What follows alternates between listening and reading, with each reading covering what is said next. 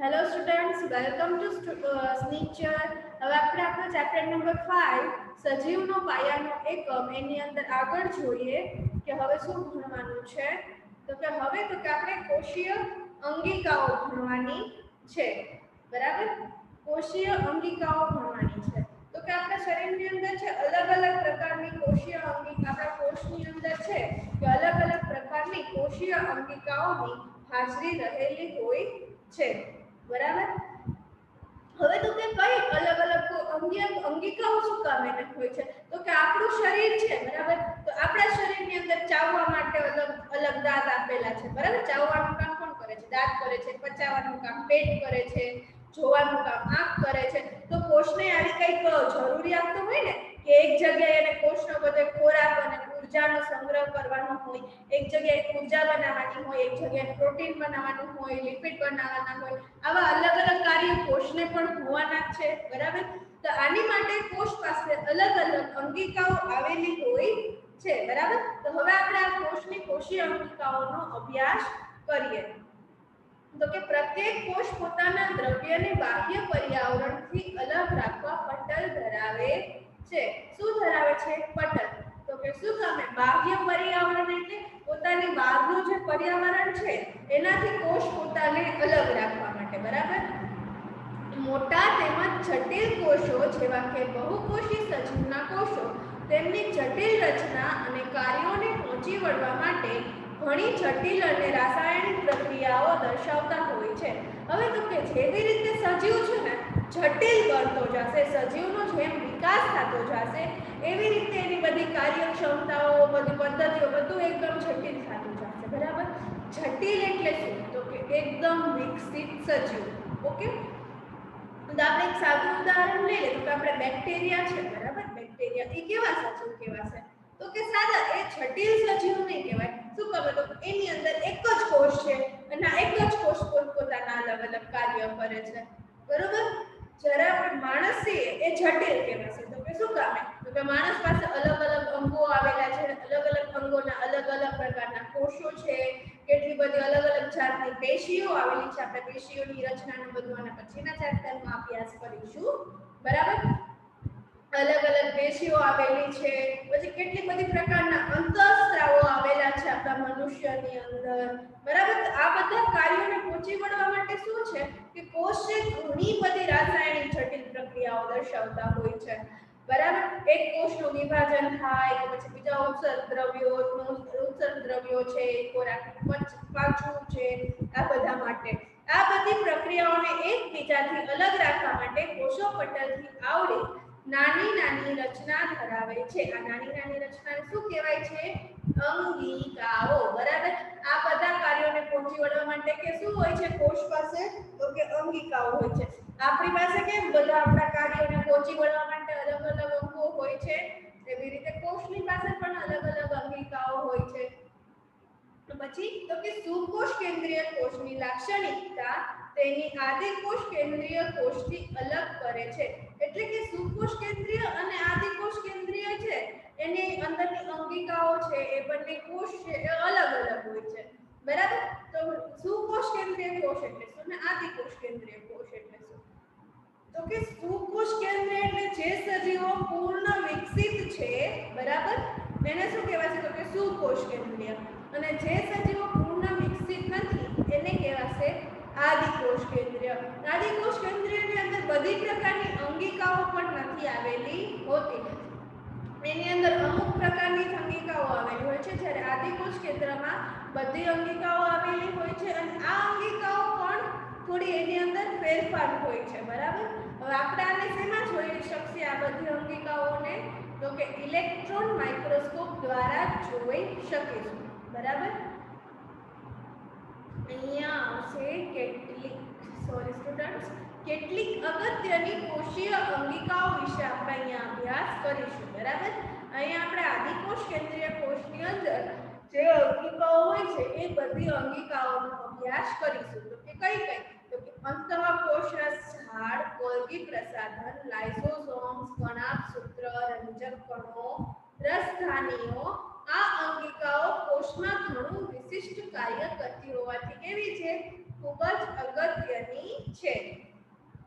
જો આ શું છે તો કે પ્રાણી કોષ અને વનસ્પતિ કોષ એ બંનેમાં ફેરફાર શું છે તો કે વનસ્પતિ કોષ છે એમાં કોષ દિવાલ હોય છે, જ્યારે પ્રાણી કોષની અંદર કોષ દિવાલ હોતી નથી. બરાબર. એના સિવાયના પણ થોડા ઘણા ફેરફારો હોય છે. તો કે પ્રાણી કોષ શું શું ધરાવે છે તો કે પહેલા તો કોષ રસ પટલ.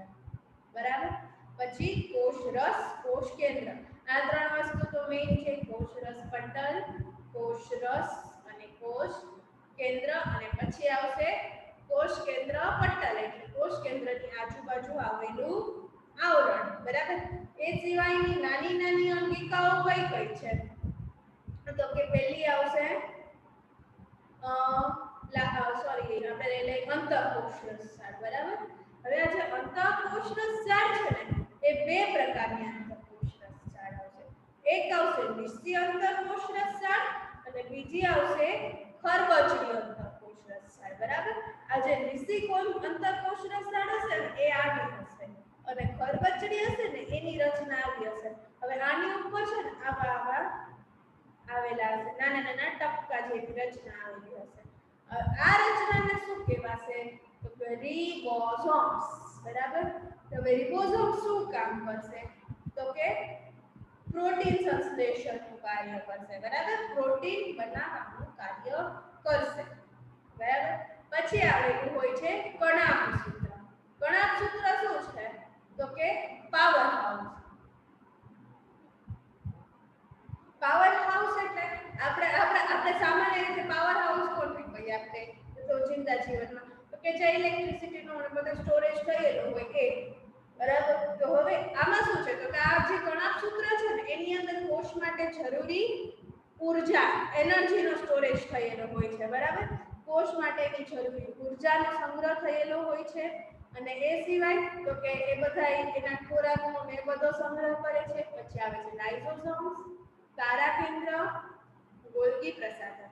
આટલી આપણે આ પ્રાણી કોષની ભૂમિકાઓ છે. બરાબર. હવે આપણે જોઈએ વનસ્પતિ કોષ. વનસ્પતિ કોષમાં આપણે પહેલા કોષ કેન્દ્ર. બરાબર. કોષ કેન્દ્રની બહાર શું આવેલું હોય કોષ કેન્દ્ર પટલ. બરાબર. પછી કોષ દિવાલ અને કોષ રસ. બરાબર. હવે વનસ્પતિ કોષની અંદરની અલગ પડતી અંગિકા કઈ છે તો કે હું અહીંયા પેન બદલાવી લઉં છું એટલે તમને ખબર પડે કલર. એક આ છે હરિતકણ. બરાબર. પછી કોષ દિવાલ. પ્રાણી કોષની અંદર આ હરિતકણ અને કોષ દિવાલ નથી. બરાબર. બાકી એના સિવાયની બધી અંગિકાઓ છે ને પ્રાણી કોષ અને વનસ્પતિ કોષની અંદર સરખી હોય છે. આપણને જે અમુક આપેલા છે હરિતકણ, કોષ દિવાલ, જોડાણ ધરાવતી કોષ દિવાલ.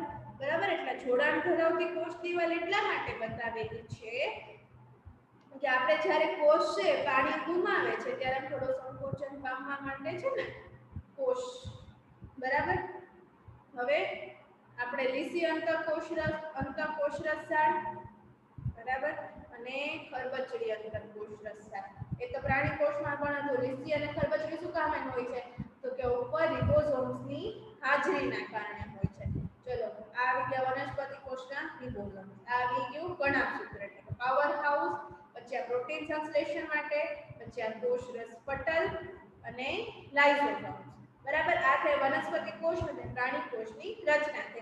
એમાં હરિતકણનું શું મહત્વ છે વનસ્પતિ કોષમાં તો કે સૂર્યપ્રકાશની હાજરીમાં પ્રકાશ સંશ્લેષણની ક્રિયા માટે હરિતકણનો ઉપયોગ થાય છે. હવે આપણે અંદર પહેલી અંગિકા અંતઃકોષ રસજાળથી શરૂ કરીએ. બરાબર. જો અંતઃકોષ રસજાળ કેવી રચના છે પહેલા તો આપણે એની રચના જોઈએ. બરાબર. તો કે પુટિકાઓ અને નલિકાઓની મોટી જાળીરૂપ રચના છે. તે લાંબી નલિકામય અથવા તો ગોળાકાર કોથળી જેવી પુટિકા ધરાવે છે. તો અંતઃકોષ રસજાળની રચના કેવી છે તો કે પુટિકાઓ. પુટિકાઓ એટલે નાની નાની ગોળ ગોળ રચના મોતી જેવી. બરાબર. અને લાંબી જાળીરૂપ. બરાબર. એટલે આવી રીતની હશે. જો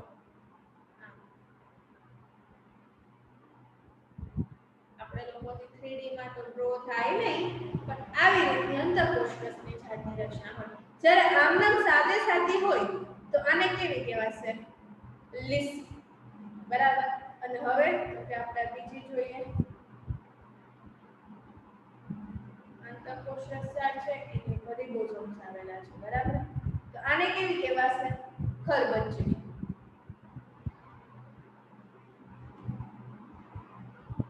અંતઃકોષરસ ઝાડની પટલીય સંરચના કોષરસ પટલની સંરચનાને મળતી આવે છે. એની પટલીય સંરચના એટલે કે જેનું આવરણ હોય ને અંતઃકોષરસ ઝાડની આ જે બે નળી ને બધું જે બનેલું હોય એ કોને મળતી આવે છે? તો કે કોષરસ પટલ. કોને? કોષરસ પટલની સંરચનાને મળતી આવે છે. અંતઃકોષરસ ઝાડ બે પ્રકારની છે, ખરબચડી કે કણિકા.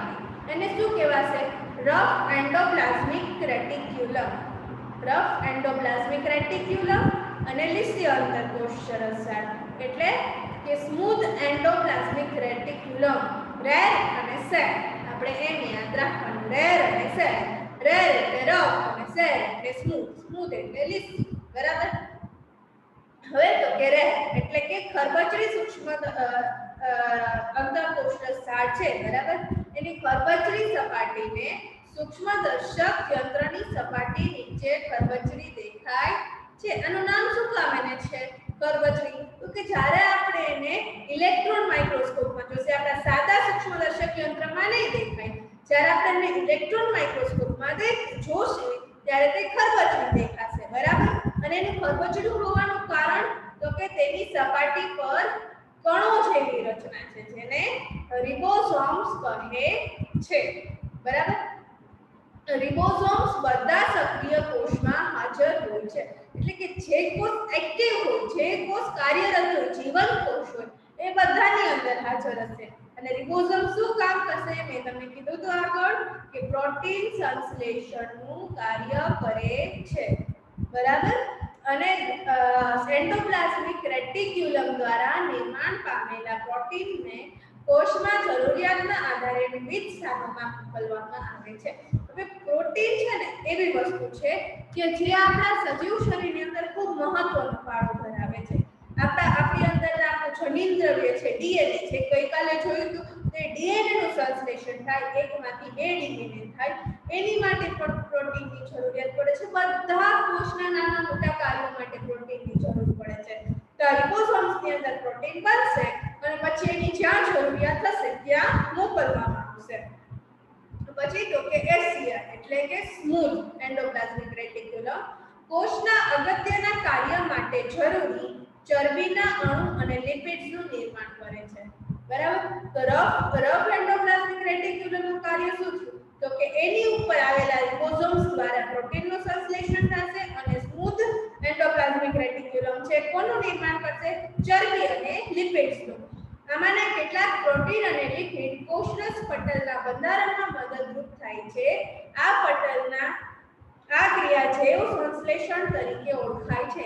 એટલે કે જે આપણી કોષરસ પટલની રચના છે, બરાબર, આ રચનાની અંદર આ પ્રોટીનનો લિપિડ અને ચરબીના કણોનો ઉપયોગ થાય છે. હવે આ લિપિડ અને ચરબીના કણોનો ઉપયોગ થઈને જ્યારે આ જે પટલની રચના થાય છે, બરાબર, તો એ ક્રિયાને કઈ ક્રિયા તરીકે ઓળખવામાં આવે છે? જૈવ સંશ્લેષણની ક્રિયા તરીકે ઓળખવામાં આવે છે. કેટલાક અન્ય પ્રોટીન અને લિપિડ્સ ઉત્સેચકો અને અંતઃસ્રાવોનું કાર્ય કરે છે. આપણા શરીરની અંદર કેટલા બધા ઉત્સેચકો અને અંતઃસ્રાવો આવેલા હોય છે. અલબત્ત વિભિન્ન કોષોમાં અંતઃકોષરસની ઝાડની રચનામાં ઘણી વિવિધતા જોવા મળે છે અને તે હંમેશા જાળીમય તંત્રમય રચનાનું નિર્માણ કરે છે. એટલે અંતઃકોષરસ ઝાડ છે એની થોડીક વિવિધતા હોય છે. બધા જેમાં કંઈક અલગ કાર્ય હોય, અલગ પ્રોટીન જરૂરી હોય. બરાબર. આપણો આંખનો કોષ છે તેમાં અલગ પ્રોટીન જોતી હોય, તેના રિબોસોમ્સ ને બધું અલગ આવેલા હશે, એમાં અલગ લિપિડ્સ જોતા હોય તે અલગ આવેલા હશે. આવી રીતે દરેક કોષમાં અંતઃકોષરસ ઝાડની રચનામાં થોડી વિવિધતા હોય છે અને તે હંમેશા જાળીમય રચના ધરાવે છે. ચલો હવે આપણે અંતઃકોષરસ ઝાડમાં આગળ જોઈએ તો કે કોષ કેન્દ્ર અને કોષરસ વચ્ચે કે કોષરસના વિવિધ પ્રદેશોમાં અંતઃકોષરસ ઝાડ દ્રવ્યોના વહન માટેનું કાર્ય કરે છે. બરાબર, એટલે કે દ્રવ્યોમાં કોણ કોણ આવશે? મુખ્યત્વે પ્રોટીન, એના સિવાયનું શું આવશે? લિપિડ્સ. એટલે શું કરશે તો કે કોષરસ છે, કોષ કેન્દ્ર છે, રિબોસોમ્સમાં પ્રોટીન બનશે. બરાબર, અને એનું વહન કોણ કરે છે તો કે અંતઃકોષરસ ઝાડ. આવો પ્રશ્ન 1 માર્કમાં પૂછાઈ શકે કે પ્રોટીનનું વહનનું કાર્ય કોણ કરે છે તો કે અંતઃકોષરસ ઝાડ કરે છે. કોષની કેટલીક જૈવ રાસાયણિક પ્રવૃત્તિઓ માટે અંતઃકોષરસ ઝાડ કોષરસીય બંધારણીય સપાટી પૂરી પાડે છે. તો કે કેવી સપાટી પૂરી પાડે છે? કોષરસીય બંધારણીય સપાટી. બરાબર, એટલે કે ટૂંકમાં જેવી અમુક જૈવ રાસાયણિક ક્રિયાઓ માટે અનુકૂળ સપાટી પૂરી પાડે છે. શું? અનુકૂળ સપાટી પૂરી પાડે છે. પૃષ્ઠવંશી પ્રાણીઓમાં યકૃતના કોષો સ્મૂથ એન્ડોપ્લાઝમિક રેટિક્યુલમ ઘણા વિષારી દ્રવ્યો અને દવાઓની બિનવિષારક બનાવવામાં અગત્યની ભૂમિકા ભજવે છે. એટલે કે આ જે યકૃતના કોષોની સ્મૂથ એન્ડોપ્લાઝમિક રેટિક્યુલમ એટલે કે લીસી અંતઃકોષરસ ઝાડ છે. શેમાં? તો કે પૃષ્ઠવંશી પ્રાણીઓની લીસી અંતઃકોષરસ ઝાડ કે જ્યારે અમુક વિષકારક દવાઓ હોય કે આપણે કંઈક એવું આપણને હાનિકારક હોય એવું વિષારી કે કોઈ પણ ખરાબ વસ્તુ પદાર્થ ખવાઈ ગયો હોય, બરાબર, તો એને બિન વિષકારક બનાવે છે. એટલે કે આપણને નુકસાન ન કરે એવો પદાર્થ અથવા તો દ્રવ્યમાં ફેરવે છે. એના પછી છે ગોલ્ગી પ્રસાધન. તો કે ગોલ્ગી પ્રસાધનની શોધ કોના દ્વારા કરવામાં આવી હતી તો કે કેમિલો ગોલ્ગી. આ યાદ રાખજો, ગોલ્ગી પ્રસાધનની શોધ તો કે કેમિલો ગોલ્ગી દ્વારા કરવામાં આવી હતી. તો કે ગોલ્ગી પ્રસાધન કેવી છે તો કે તે પટલ દ્વારા આવૃત તંત્રની બનેલી છે. તો એની પણ શું હોય છે? એની બહાર પણ એક પટલ આવેલું હોય છે. તે એકબીજાને સમાંતર થપ્પીઓમાં ગોઠવાયેલી પુટિકાયુક્ત રચના છે. કેવી? તો કે થપ્પીઓમાં ગોઠવાયેલી પુટિકા એટલે એ એક કણી ઉપર ધરાવે છે. બરાબર, આવી પુટિકાઓને સિસ્ટર્ની કહે છે. આ પટલો કેટલીકવાર અંતઃકોષરસ ઝાડના પટલ સાથે જોડાયેલા હોય છે.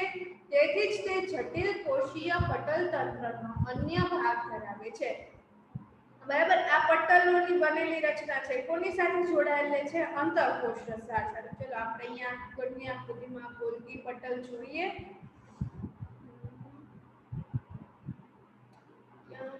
ગોલ્ગી પ્રસાધન આઈપીઓ દેખાય છે.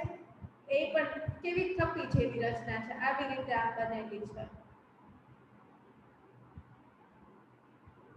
સમજાણું? અને એની ઉપર શું ધરાવે છે તો કે પુટિકા એટલે કે આવા કણ ધરાવે છે. આમાં પણ આપણે પ્રાણી કોષમાં જોઈ લઈએ ગોલ્ગી આઈપીઓ છે. આવી રીતે આ થપ્પી જેવી બનેલી છે ને ઉપર પુટિકાઓ ધરાવે છે. બરાબર, અને આ જે પુટિકાઓ ઉપર છે, ચલો આપણે અહીંયા પણ એકવાર ગોલ્ગી દોરી નાખીએ એટલે આપણને યાદ રહી જાય.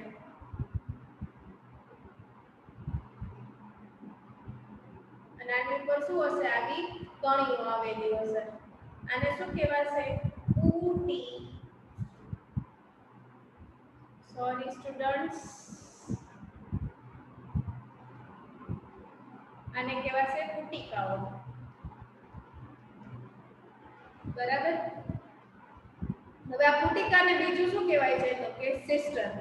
અને આ પટલો કોની સાથે જોડાયેલા હોય છે? ઘણીવાર આ છે એ અંતઃકોષરસ સાથે જોડાયેલા હોય છે. આથી આ શેનો ભાગ થયો કે જટિલ એટલે કે એકદમ જટિલ રચનાવાળા કોષીય પટલ તંત્રનો ભાગ થયો. ગોલ્ગી પ્રસાધન દ્વારા અંતઃકોષરસ દ્વારા સંશ્લેષિત દ્રવ્યોનું પેકેજિંગ કરી કોષની અંદર તથા બહાર મુક્ત કરવામાં આવે છે. હવે તો અંતઃકોષરસ ઝાડ શું બનાવશે? એ કયા દ્રવ્ય બનાવે છે? તો કે અમુક અંતઃકોષરસ ઝાડમાંથી પ્રોટીન મળે છે, અમુકમાંથી લિપિડ ને ચરબીના અણુઓ મળે છે. બરાબર, હવે આમાં અમુક પ્રોટીન કોષની અંદર જરૂરિયાત હોય, અમુક આ બધા અણુઓની કોષની બહાર જરૂરિયાત હોય. તો આ જે ગોલ્ગી પ્રસાધન છે ને એ બધાનું પેકેજિંગનું કામ કરે. શું છે? બધાનું પેકિંગ કરે. જેવી રીતે એને ગોઠવવાના હોય, જેવા પેકેજ ભરવાના હોય, બરાબર, એવી રીતે એનું પેકિંગ કરશે, બરાબર, અને એને જ્યાં જરૂરિયાત હશે એ પ્રમાણે મોકલશે. કોષની અંદર જરૂર હશે, કોષની અંદરથી ઓર્ડર આવે કે હાલો અમને આવડા પ્રોટીન મોકલો, તો આપણી ગોલ્ગી પ્રસાધન ત્યાં એટલા પ્રોટીન પેક કરીને મોકલશે. પછી કોષની બહારથી હશે તો એ ત્યાં મોકલશે. કોષની બહારથી ઓર્ડર આવે કે અમારે એટલા લિપિડ જોઈએ છે, તો ત્યાં એટલા લિપિડ મોકલશે, બરાબર. પુટિકાઓમાં નિપજોનું પેકેજિંગ કરવું, રૂપાંતર કરવું તેમજ તેમાં સંગ્રહ કરવાના કાર્યો ગોલ્ગી પ્રસાધન કરે છે. હવે અહીંયાની આ પુટિકાઓ છે એ શું થયું? એની પેકેજિંગ માટેના બોક્સ થયા, બરાબર. હવે પુટિકાની અંદર શું કરશે? ઓર્ડર આવ્યો છે કે કોષની બહાર 4 પ્રોટીન જોઈએ છે, આ પ્રોટીનનું નામ અણુઓ છે, તો પુટિકાની અંદર ગોલ્ગી પ્રસાધન પેક કરશે અને પછી પુટિકાને કોષની બહાર મોકલશે. ઓકે. કેટલાક કિસ્સામાં ગોલ્ગી પ્રસાધન સરળ શર્કરામાંથી જટિલ શર્કરાનું નિર્માણ પણ કરે છે. ગોલ્ગી પ્રસાધન લાઇસોસોમ્સના નિર્માણ સાથે પણ સંકળાયેલા છે. એટલે કે જે સાદી શુગર હોય ને, સાવ સાદી શર્કરાનું સ્વરૂપ હોય, એમાંથી કેવા સ્વરૂપમાં ફેરવે છે? તો કે જટિલમાં, બરાબર, એકદમ વધારે અણુવાળા એવા શર્કરામાં. ગ્લુકોઝ છે તો આપણે સાદું શર્કરાનું સ્વરૂપ છે. પછી તો કે ગોલ્ગી પ્રસાધન છે એ બીજા શેમાં કાર્ય કરે છે? તો કે લાઇસોસોમ્સના નિર્માણ, બરાબર. પછી આપણે એના પછીની છે લાઇસોસોમ્સ, બરાબર. હવે લાઇસોસોમ્સનું મૂળ કામ શું છે? તો કે કોષની અંદર રહેલા કચરો છે, ઉત્સર્ગ દ્રવ્ય છે, વધારાના પદાર્થો છે, એને બહાર મૂકવાનું કાર્ય, બરાબર. લાઇસોસોમ શું કામ કરે છે? કોષને વાળવા છોડવાનું, સાફ સફાઈ કરવાનું, આવું કામ કરે છે લાઇસોસોમ્સ. હવે આપણે લાઇસોસોમ્સને ડિટેલમાં જોઈ લઈએ. કોષના ઉત્સર્ગ દ્રવ્ય કે કચરાને ત્યક્તા તંત્રના પ્રકાર તરીકે લાઇસોસોમ્સ આવેલી છે. એટલે કે ઉત્સર્ગ દ્રવ્ય કે કચરાને ત્યક્તા એટલે ત્યાગ કરવો, બરાબર, એ પ્રકારનું તંત્ર છે લાઇસોસોમ્સ. અને કોઈ પણ બહારથી પ્રવેશતા દ્રવ્ય તેમજ તૂટેલી કોષીય અંગિકાઓનું પાચન કરીને કોષને સ્વચ્છ રાખવામાં લાઇસોસોમ્સ મદદરૂપ થાય છે. એટલે કે કોષની બહારથી એવું કોઈ દ્રવ્ય આવ્યું કે જેની કોષની અંદર જરૂર નથી, અથવા તો કોઈ પણ અંગિકાઓ તૂટી ગઈ હોય, ડેમેજ તો થાય જ ને, બધું કોષની અંદર વિચારો એવું નાનું નાનું હોય તો ક્યારેક તૂટી જાય, ફૂટી જાય, બધું થવાનું છે. તો લાઇસોસોમ્સ આ બધી અંગિકાઓને શું કરી જશે? પાચન કરી જશે, એટલે ખાઈ જશે, બરાબર. બહારથી પ્રવેશતા દ્રવ્ય જેવા કે બેક્ટેરિયા, ખોરાક, જૂની અંગિકાઓ કે જે નાશ થવાના આરે હોય તેનું લાઇસોસોમ્સ વિઘટન કરે છે અને નાના ટુકડાઓમાં ફેરવે છે.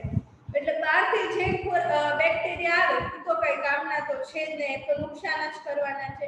પછી ખોરાક કે જે ખોરાકની કોષને જરૂરિયાત ના હોય, અને જૂની અંગિકાઓ એટલે કે બુદ્ધિ થઈ ગઈ હોય, હવે કઈ કામની નથી, આ બધાનું શું કરે છે? વિઘટન કરે છે અને નાના નાના ટુકડાઓમાં ફેરવે છે.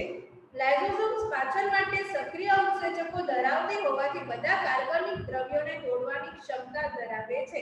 હવે આપણું શરીર છે, આપણા શરીરની અંદર પણ એક પાચન માટેનો અલગ ડિપાર્ટમેન્ટ આવેલો છે, પેટ આપણું, તેવી રીતે લાઇસોસોમ્સની અંદર એ આવેલું છે, બરાબર. હવે આપણું પેટ કેમ? તો કે HCl ને પછી શું કહેવાય, પિત્તરસ ને આવા અલગ અલગ પ્રકારની રચના થયેલા શું કે ઉત્સર્ગ દ્રવ્યો ધરાવે છે ખોરાકના પાચન માટે. તો એવી રીતે લાઇસોસોમ્સ પણ ઉત્સેચકો ધરાવે છે, બરાબર. આથી ગમે તેવું કાર્બનિક દ્રવ્ય હોય, વધારાનું હોય કાર્બનિક દ્રવ્ય, એને તોડવાની ક્ષમતા ધરાવે છે. કોષીય ચયાપચય દરમિયાન વિક્ષેપ સર્જાતા લાઇસોસોમ્સ પોતાના જ કોષનું પાચન કરી નાખે છે. એટલે કે જ્યારે લાઇસોસોમ્સ પોતાનું કામ કરતો હોય, બરાબર, ત્યારે કદાચ લાઇસોસોમ્સ ડેમેજ થાય તો એ કામ કરતા કરતા ક્યાંક ભટકાવાનું તો છે જ ને બિચારો, તો એ ડેમેજ થઈ જશે તો શું કરશે? તો કે પોતાનું એ પાચન કરી નાખશે, બરાબર. આથી લાઇસોસોમ્સ જે છે ને આત્મઘાતી કોથળી તરીકે ઓળખવામાં આવે છે. જો અહીંયા વાંચે, ઉદાહરણ તરીકે કે કોષ ઇજાગ્રસ્ત બને છે ત્યારે લાઇસોસોમ્સ તૂટે છે, અને તે પોતાના જ ઉત્સેચકો દ્વારા પોતાના જ કોષનું પાચન કરી નાખે છે. આથી લાઇસોસોમ્સને કોષની આત્મઘાતી કોથળી તરીકે પણ ઓળખવામાં આવે છે. બરાબર, એટલે આમાં શું કહેવા માંગે છે કે જ્યારે છે બહારનો ઉત્સર્ગ દ્રવ્યો અને બહારના પદાર્થો હશે તો એનું તો લાઇસોસોમ્સ નાશ કરવાનું છે અથવા તો જે કોષને જરૂરી નથી. પણ જ્યારે કોષને થોડો પણ ખામીયુક્ત થશે કે કોષને નુકસાન થશે ને તો લાઇસોસોમ્સ એના કોષનો પણ નાશ કરી નાખશે. તો કે શું કામ કે જો કોષ આપણો ડેમેજ થયેલો કોષ હશે ને તો એની કારણે કદાચ ક્યારેક કેન્સર ને બધું એના જ કારણે ઉદ્ભવે છે કે કોષને નુકસાન થયું હોય એ કોષ હજી આપણા શરીરમાં જીવિત હોય અને એમાંથી 1 વત્તા 2, 2 માંથી 4 એવી રીતે કોષ વધારે ને વધારે થતા જાય અને કેન્સરમાં કે કોઈ પણ બીજી બીમારીમાં પરિણમે. બરાબર, રચનાની દ્રષ્ટિએ લાઇસોસોમ્સ આવરિત પટલીય કોથળી જેવી રચના છે જે પાચિત ઉત્સેચકો ધરાવે છે. આ ઉત્સેચકો કણિકામય અંતઃકોષરસ ઝાડ દ્વારા નિર્માણ પામે છે. હવે લાઇસોસોમ્સ પછી આવે છે કણાભ સૂત્ર. બરાબર, કણાભ સૂત્ર, ચલો પહેલા તો તમને કહી દઉં કણાભ સૂત્ર કેવું દેખાતું હોય છે. આવો કણાભ સૂત્ર દેખાતું હોય છે. અંદર આવી રચના આવેલી હોય છે. બરાબર, જો આપણે આગળ કોષમાં એકવાર જોઈ લે કણાભ સૂત્ર છતાંય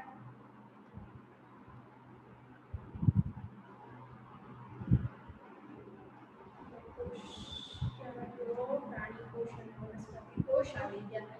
ચલો આ છે વનસ્પતિ કોષ, એમાં કણાભ સૂત્ર ક્યાં છે? જો આવી રહ્યા છે અહીંયા. આવી રીતે આમ કરી અને અંદર આવી રચના છે. પછી પ્રાણી કોષ, પ્રાણી કોષમાં આવી ગયા બધા કણાભ સૂત્ર છે. જો દેખાય છે સ્ટુડન્ટ્સ? આવી રીતની રચના છે કણાભ સૂત્રની.